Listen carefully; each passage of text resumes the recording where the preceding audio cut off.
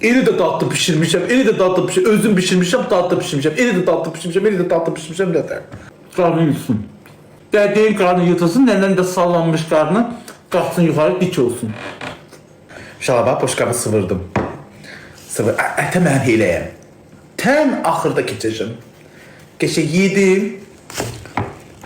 Mən bunu tatlı pişirməsəm sıvıraram. Keçək qutam yiyəcəksə, bax, parası qalıbdı. Parası getdi. Parası qalıbdı. İndi böyrünü baba bircə belə kəsmişəm. Bu bircə belə də kəsəyim və əlimi vurmayacağım. Baba getdi, daha vurmayacağım. Bunu da yiyəcəm, bəs təm parasını yemişəm qaqa.